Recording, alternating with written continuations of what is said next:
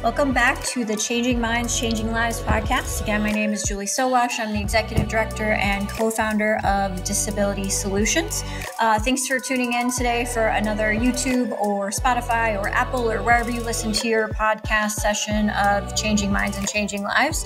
If you didn't catch our last episode with Callum Grievers, such an amazing conversation, really opened my eyes a lot to thinking differently and using words differently around representation and lived experiences and really just growing our confidence in our disability identity and how that confidence changed his lives and how it changed Callum's life. But today I get to have a conversation with someone that helps us with a different type of representation. And I'm so excited to introduce Elle Potruch to our podcast today. Elle is an independent talent manager who works in partnerships, negotiation, advocacy. Actually, I've been watching her in action part of this time as we were prepping to record today to help a variety of deaf and disabled talent get roles in all types of things that Elle is going to tell us about. Elle, welcome to the show. Thank you so much for joining us and do a much better introduction of yourself than I just did. Well, hi, Julie. Thank you so much for having me. As you mentioned, hi, my name is Elle. I'm a talent manager. I work specifically with people who are members of the deaf and or disabled communities. And the types of talent that I work with sort of span a wide range, but most of the folks that I work with are actors, online digital creators, public speakers, and consultants. And the work that I do is within that, another pretty wide range of working with brand partnerships for, online advertising, also working in different TV shows, different films, movies, commercials, print modeling, online advertising that way. Also working in the public speaking space with different bookings for obviously different kinds of people want different types of things from speakers, and then working in consulting for accessibility and disability inclusion. Oh, some of your clients or some of the companies and brands that you have helped your clients work with is pretty incredible. Nike, Revlon, Samsung, HBO, Lego, CVS on the BBC at Lionsgate. Tell me, how did you get into this career as a talent manager for people with disabilities? Sure. So I had started to become interested in, I guess sort of going back to the beginning, I joined the disabled community later in life. I wasn't born with a disability, but I acquired mine around the time I was in college. And around the time that was something that I was experiencing. I was, becoming part of the disabled community online and learning a lot about sort of what challenges our community faced, what I was facing personally. And, I'd always had a really deep seated interest in working in the entertainment industry. I was born and raised in Los Angeles. It's, kind of par for the course. But after college, when I entered the workforce, I was starting to work at a talent agency. And, as I was working as an assistant and figuring out my lay of the land and what I wanted to do, it was always in the back of my mind that something that interested me was, wanting to increase representation for people with disabilities and seeing how I could do that moving forward in my career. And then I was connected with a young woman named Keely Cat Wells, who ran a company called C Talent. I'm sure you're intimately familiar with Keely. She's like a huge name in our industry. So I was connected with her, and we kept in touch for probably the better part of a year before I started working at C Talent. And I was really excited about the opportunity to combine something I was incredibly passionate about with something that I had background in and skill doing, and that was actually a real job. That's always nice. So that's sort of how I got started working in it. And that was back in 2022 when I officially started working as a talent manager. Great. Yeah. I got to do a panel with Keely at Transform in March. So that was the first time I met her. She's fantastic. Definitely enjoyed our conversations together. So you get into talent management. Was it immediately on the disability side, or was it more general at first? So when I started working as a talent manager, it was at C Talent, which was Okay. specifically representing deaf and disabled performers in the industry. So at the previous agency that I was working at was more so in the traditional entertainment industry for TV, film, commercial, and I wasn't representing talent there at the time. I was working as an assistant, helping other agents and their rosters. And then, I was able to make the leap to start representing my own talent, and that was at C Talent. So it was pretty much immediately the first people that I was working with were members of the disabled community. Gotcha. And so you're relatively young in your career. What are some of the big barriers or opportunities that you've seen so far? And then, where do you think where do we go from here to make it better? Yeah, I think that, I had um, I was pretty lucky in finding the role that I found working at a talent agency way back in 2017 when I first started. It was, my second job after graduating college. It was my second job in the entertainment industry. And, most agency positions, you either start in the mailroom or you need to have some kind of experience, start working on a desk. Um, and the types of positions that are starting in places like mailrooms or unpaid internships, those places are obviously a little bit harder for people who need to either A, make money, or B, have, different access requirements or needs. So I was very lucky to start out with a job where they said, hey, you just seem like an organized person. Let's try it out. Um, because I had no experience working at an agency prior to that. So I worked at a smaller boutique agency. It wasn't like one of the big, big name ones. It wasn't like a CAA or like a WME. But I really was able to grow within my role there and learn so much. I think additional barriers are just like any other barrier when it comes to employment for disabled people, is mostly people just like not understanding what people can or cannot do. I think that when it comes to, like, when it came to my personal experience, like, there were definitely times in which I needed additional support or flexibility with my job based on what I was experiencing or going through as it related to my disability or my health medically. And luckily, I had great bosses who were super understanding, and we were able to make it work and figure it out. But there's definitely a lot of places that don't care. And they're like, well, you're just like a cog in the machine of this place. So I don't really care that you have to like take off every other Thursday early to go to physical therapy, you know? Yeah. So I think it's a lot of it's attitudinal. And I think that they just don't realize like how easy it is to accommodate people. Yeah. And it's really just that simple. We Yeah. do it for single moms. We do it for, any other kind of need that someone has, but you put that label accommodation or disability on it, and suddenly it becomes like this huge ordeal.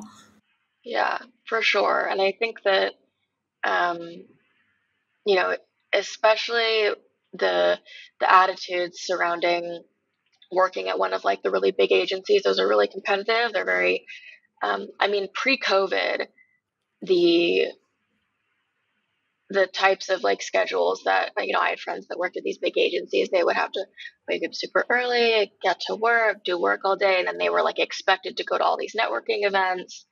and network with people and then go home and do work and then come back. And I think that obviously, especially when you're expected to like go to events and meet people, probably a lot of those places aren't going to be the most accessible. So I think that there's barriers put in place, mostly attitudinally and societally. So I think that, um, yeah, those are really like the main barriers for people to like get into the industry. But I also think that sometimes people just don't know what they want to do when they're 22. I certainly didn't. My goal after graduating college wasn't to become a talent agent or to become a talent manager. My goal was I want to work in the entertainment industry. I don't know what. So it's a lot of follow-ups just to make sure that we're hitting all the benchmarks that we need to be hitting, wanting to make sure that we have everything in order, we're doing everything correctly.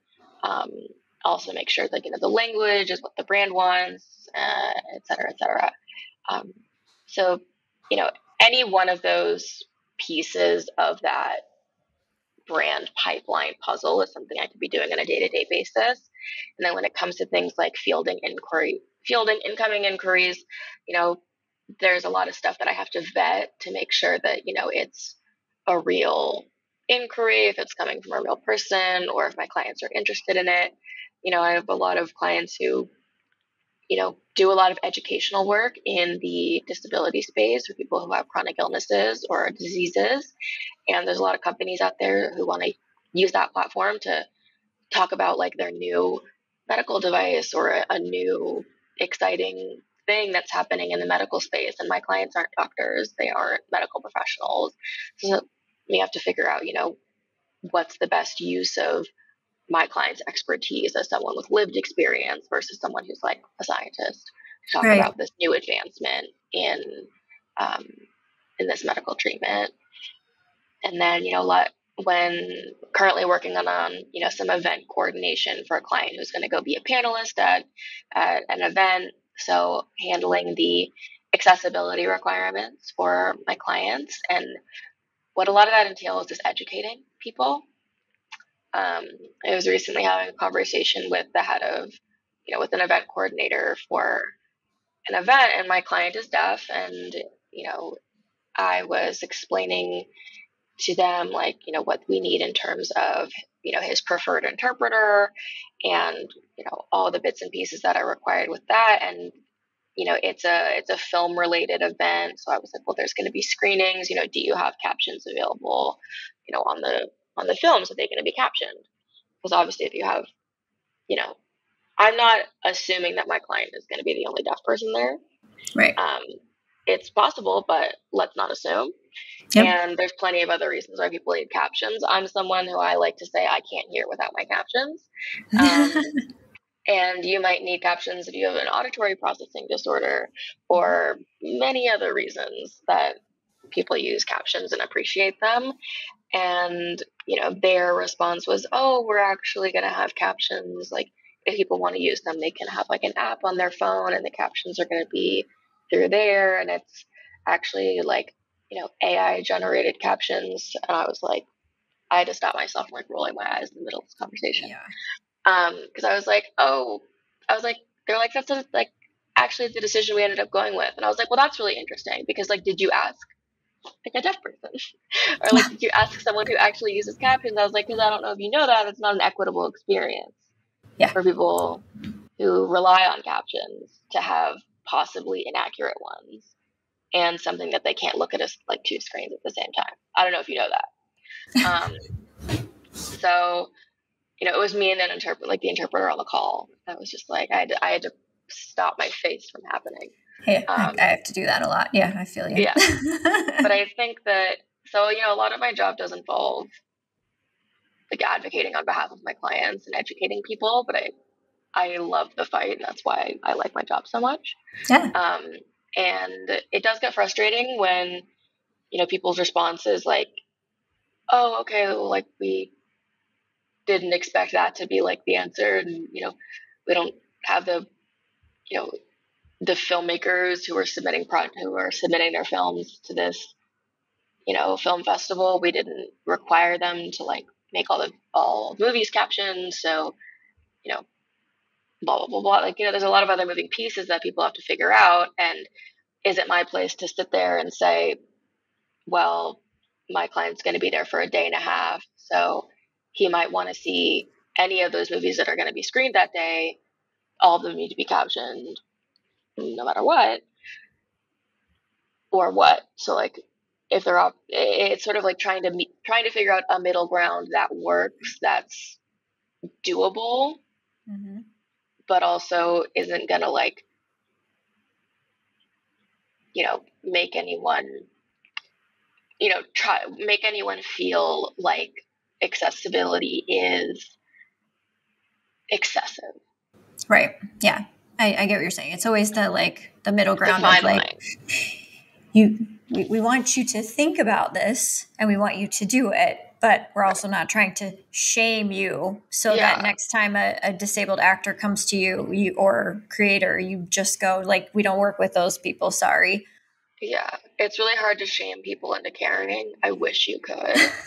I've tried for so long. It does not work. I wish you could shame people into caring. It'd be so much easier. But I I think would shame a that, lot. Yes. so yeah, a lot of event coordination, handling travel, booking, making sure that people are getting on the flights that they need to be getting on, making sure that the flights that they're on are the right ones.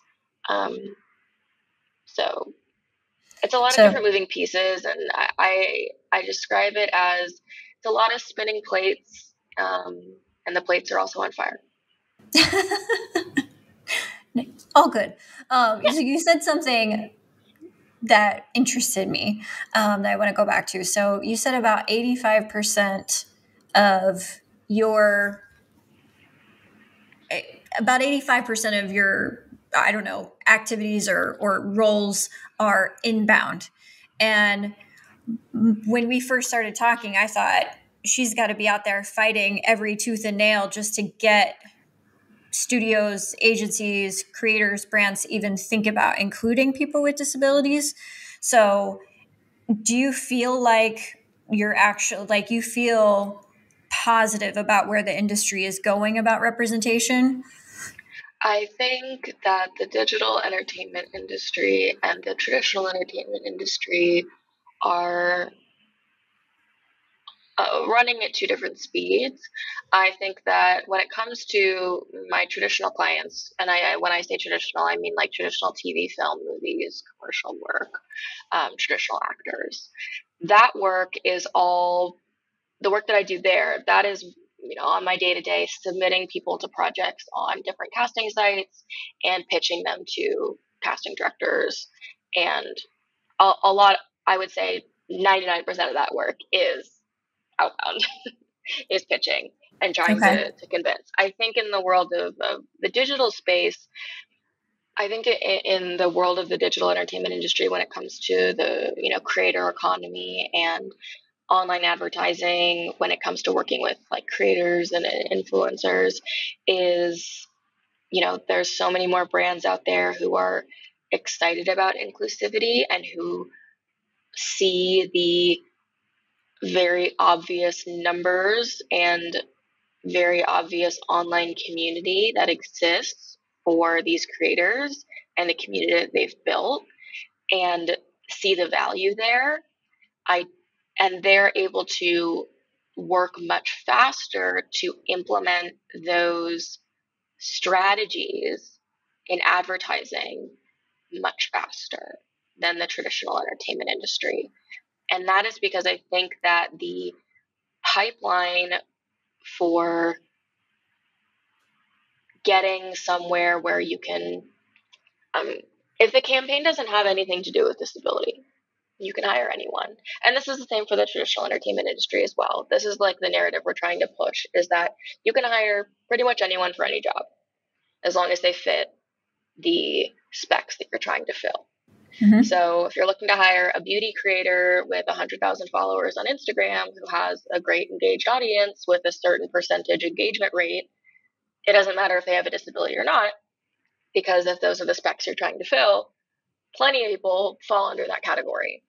But if you're looking to, within the broad strokes of your campaign, have a certain amount of diversity, and you're going to say, hey, if we run a campaign and it just so happens that everyone we choose is like a young white girl, that's obviously not going to look great and people are going to notice. And Gen Z is a great example of it. It's a great generation of people who are so ready to call out that when they see it and hold brands accountable. And I think it's much easier to affect change on that granular level with like brands directly, because we have so much more of like a pipeline to communicate them, like with social media, rather than with these like huge production companies and like huge studios. And then when it comes to like the studio side for TV and film, I'm of the opinion that anyone can play any role unless it's sort of like out of the realm of possibility. Like if you're looking for, super agent bad guy who's like chasing people through the woods and the wilderness and like swimming through, the Amazon, the running through the Amazon rainforest and cutting down trees and swimming through the ocean and jumping in and out of boats, maybe you're not going to hire a wheelchair user. Just Yeah. for the You're sake going to hire of, like 5 guys. Like there's just a few guys that actually do that. Yes. Yeah. Yeah. Like if you're looking to hire a Mission Impossible guy, it's unlikely that the person who fits those specs is going to be someone who's a member of the disabled community in a physical manner. Right. But I think that when it comes to other things, like disabled people could be lawyers. Like, yeah. There was a guy who was in an iron lung for most of his life that graduated law school. Mm-hmm. Like, anyone can do it. I'm not saying anyone can be a lawyer. Not everyone can be a lawyer. It's a very difficult job. But I think that we are slowly but surely able to start affecting change and able to start expanding what people think about when they think about the characters that they're looking to cast. Mm-hmm. And I've had like a couple great experiences in which my clients have been hired for something, and at the end of the day, the producer comes back to me and they're like, hey, we had a totally different idea for the character when we wrote her, but then we ended up hiring your client and we did the shoot, and they were like, and we had like such a great time.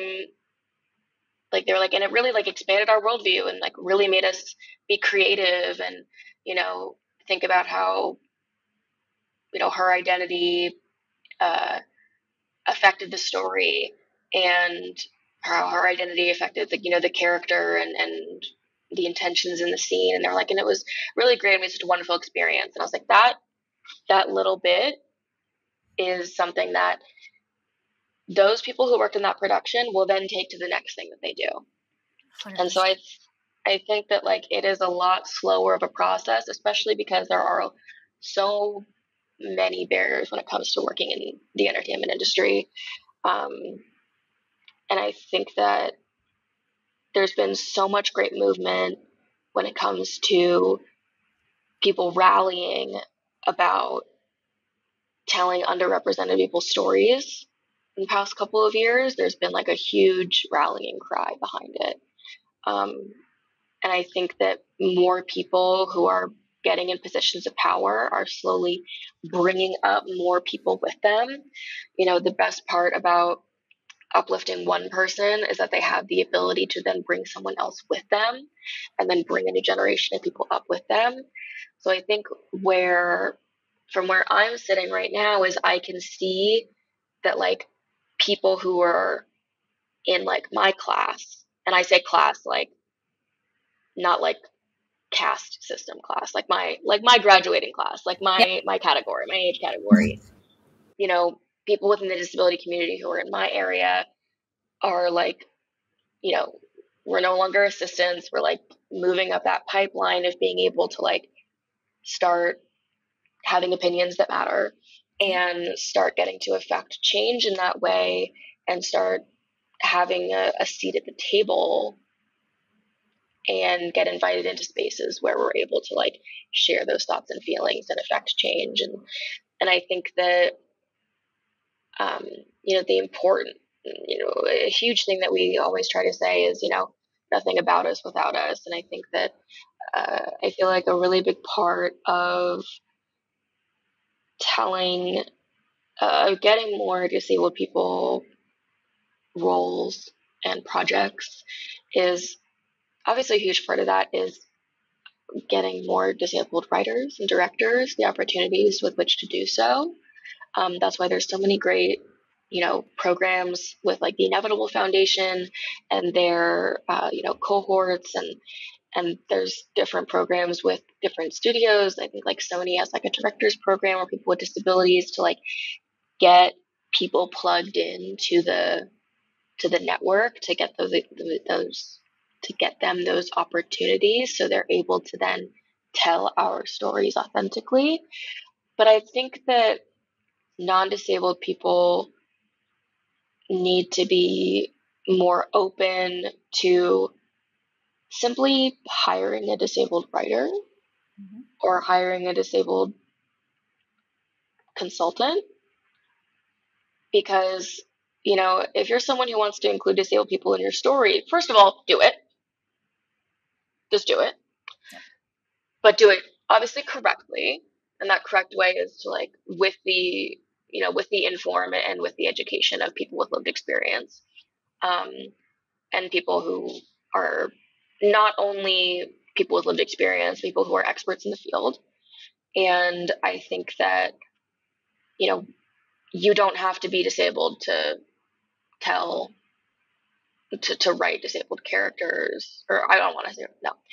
What I mean to say is you don't have to be disabled to include disabled people. Right. Yeah. One thing that I was actually thinking about this as I was prepping to chat with you, and I've been watching Welcome to Wrexham. Do you know what I'm talking about? I do know what it is. I have not watched it. So one thing that I think they've done so well is tell diverse stories in a way that's like not at all tokened and not at all inspiration porn or pity or anything like that, but just like those real lived experiences. And it's something I've so enjoyed watching, not just because I like football, but because I have appreciated how, I'll say, Ryan and Rob, for lack of knowing who actually does the work, have told stories, and LGBTQ, disability, mental health, just this like huge gamut of stories. And I don't know, it's just so thoughtful to see an organization do that out front. So to your point, it is Welcome to Wrexham is about football in Wales, but somehow they figured out how to normalize, for lack of a better word, storytelling and lived experiences around the football club. And that was certainly a conscious decision. I mean, that didn't just happen. No, but I think when you make stories about people from an authentic place, that's going to happen. I mean, you don't need to make your movie or your TV show about a disabled person. It'd be great if you did. We should need more leads. But, if you have a big ensemble cast, let's look at the numbers. Let's look at the stats of disabled people in the population. Mm-hmm. It's very likely you're going to have someone in there. And it doesn't need to be like their huge like characterization of like, oh, and that's Jim, the disabled guy who's in our friend group. Like, he's just a person, lives like a full, rich life, happens to be an amputee. Yep. Like, yeah, there's going to be some storyline around it, and some lived experience, some stuff we're going to talk about. But like, I think what I noticed when I was working at my talent agency, there was this huge, big cultural shift, in 2020, 2021, about people were really hammering at home the importance of like hiring authentically, hiring inclusively, making sure that the people from these communities were the people telling these stories. And I noticed a really big shift in that with people from different ethnic backgrounds and different gender identities and sexual identities. And the big red flag that came up for me was that no one was talking about disabled people Yep. when everyone was like, oh my God, inclusivity is such a problem in Hollywood, and we need to be hiring more people of different ethnic backgrounds, gender identities, and sexual identities. And I was like, you are correct, and you are right, and disabled people. Yes. And that's what really like spurred my interest in, getting to work with, folks like Keely and continue working in this space, is that like, yes, and more. Yes. Yeah. No, And it's not, 100%. and I think we might have like maybe over ripened that idea a little bit to make people feel uncomfortable stepping into a space that they don't experience. And I think that people need to understand that it's the barriers to getting into the disabled community and reaching us. There aren't that many. I could probably connect people with like 5 or 6 different disability consultants who have experience in script writing and TV writing and story writing in a new number of different niches or genres, 10 minutes after this phone call. Yep.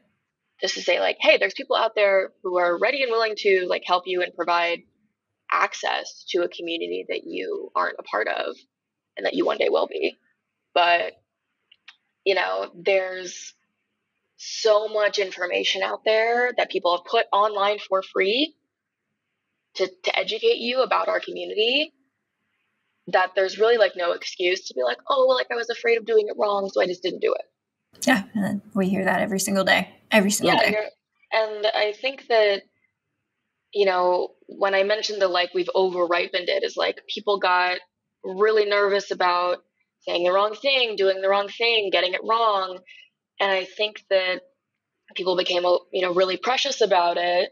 Mm-hmm. And I think that while, yes, there is something very important and very, there's something to be said about wanting to ensure that you're doing something correctly and wanting to ensure that you're not offending people. I think that if you're just making the decision of like, oh, I'm not going to broach the subject because I don't know enough, your next sentence after I don't know enough should be, well, let me go find out. Yeah. And I mean, I think I can say, generally speaking, we don't expect perfection. We just want to get in the door. Yeah, especially for like, and for me, and this is coming from my own experience, so I won't speak for anyone else, but as someone who has not lived with a disability my entire life, as someone who acquired one later in life, my expectations and ideologies have absolutely shifted and changed throughout things that I've personally experienced, things my friends have experienced, and the work that I've been able to do within the disabled community. I would say, it has been such an honor for me personally to be able to work with deaf community so closely and personally, because it's not a community that I'm a part of, but it's such a rich and beautiful community of people. And I had a lot of incorrect assumptions going into it when I started working with people. And I had to learn a lot. And luckily, I work with clients who are very like, happy to educate me and let me know, because, I need to be able to advocate on their behalf correctly. Mm-hmm. But, I think that a lot of people need to understand that like, there's always going to be someone out there who's going to be mad at you for doing something wrong. Always. But I would say the majority of people who aren't yelling about it, who aren't yelling at you about it, that's the majority of people. Mm-hmm. It's like a Yelp review. The people who leave Yelp reviews are either people who like love the restaurant or hate the restaurant. Yes. Not a lot of middling. So I think that it's really hard to change that mindset of being like, hey, yeah, like just try. Yeah. This is a 3-star. We'll get to a 4-star next time. Yeah. And I think that is a really big part of it, because I think that people, a lot of people like expect perfection. And I think there's also, and, I lauded, Gen Z earlier for being one of the, a great generation of folks who will always call out things when they don't think that it's inclusive enough or sustainable enough or what have you. I think that some of the expectations that have been set are a little too high, like especially like I went to a beauty conference earlier this year and there had a whole conversation and panel about accessibility in beauty, and which was incredible to have. And one of the questions someone asked to someone on the panel was like, when it comes to making accessible packaging for beauty, how can we also make sure that it's like the most sustainable option in terms of like the packaging or plastic or whatever?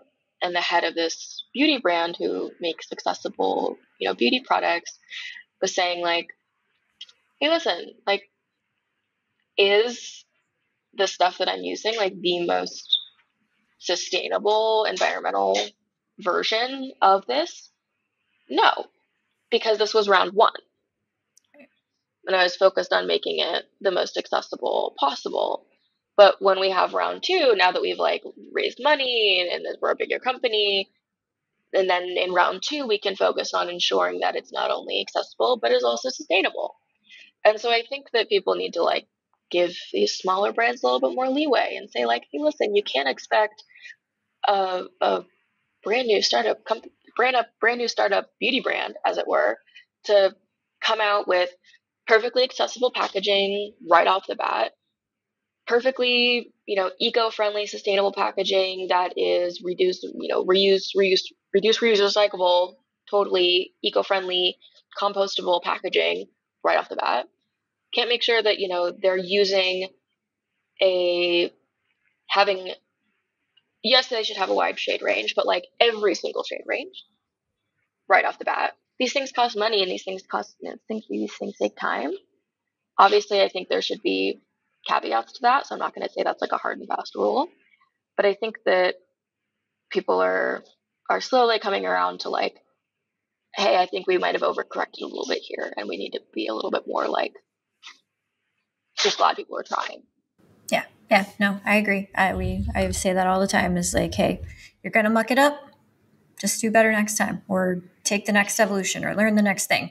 So this has been such a fascinating conversation. I feel like I've learned so much today about the industry, a lot of really good things, actually, that makes me very excited. So we always end on two questions. The first one is, what is one thing you would want a decision maker in the entertainment industry to know that would change their mind about what talent with disabilities can bring to their production? Yeah, I think that something that I would want the decision maker to know is that there are so many incredibly talented disabled people out there that are excited and ready and willing to work and bring flavor and character to your project, that just are ready and out there and excited to work and just need a chance. And maybe if you're looking for someone who has a million credits to be in your project, who's also someone who's disabled, I think you need to adjust your worldview and understand that historically, the disabled representation in TV film over the past however many years has been slim. And there has been very few opportunities for people with disabilities.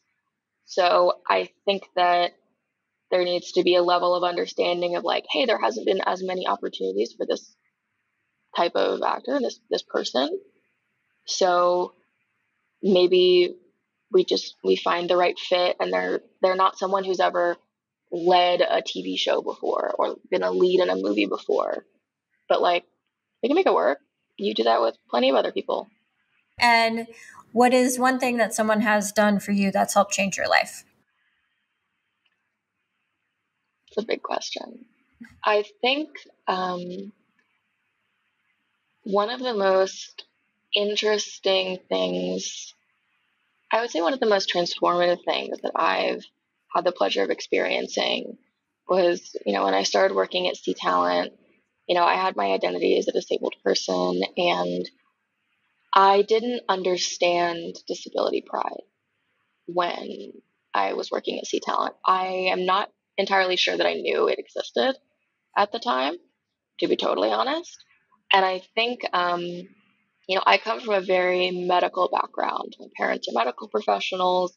I grew up in a lot of medical offices, seeing doctors all the time. And a lot of my experience with disability was, wrapped up in diagnoses and seeking out answers, from a medical perspective.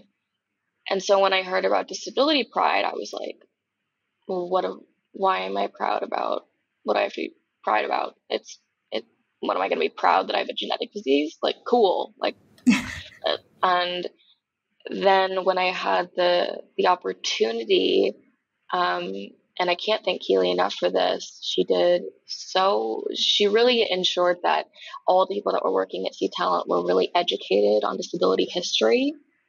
But as we continued to work in representing disabled people, we did a lot of learning as well as people.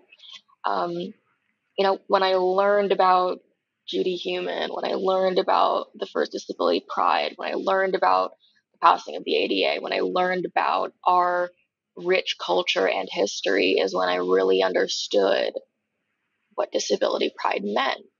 And that was a really big turning point for me, because I was able to, shift my mindset into being like, well, why am I proud of having a diagnosis? Like, yeah, it took me a while to get here, and I'm really proud that I got that, because it took a minute. But like, what is there to be proud about? And then learning about the incredible people who had come before me that have afforded me the ability to even have this as a job, that really enriched my life, because it gave me so much more to be fighting for. It's not just about getting my clients the ability to be in a Maybelline campaign, or getting my clients the ability to be on Grey's Anatomy, or getting my clients the ability to be in a movie. It is so much more than that. And that is what really, I think, changed my perspective as a manager, and really gave me that push to want to continue doing this for as long as I can. So thank you, Elle Potruch. So if those aspiring creators, actors, or EPs that want to start casting talent with disabilities want to get a hold of you, how do they find you? You can find me on LinkedIn, or you can, the best way to get in contact with me is through LinkedIn. I would recommend that. Awesome. Thank you so much for joining us. This has been a pleasure. I've learned so much, and I just love your takes. So thank you guys for joining another episode of Changing Minds, Changing Lives. Catch some of our prior episodes, hear from some of the amazing guests that we've had on outside of Elle, and we'll catch you next time. Thanks.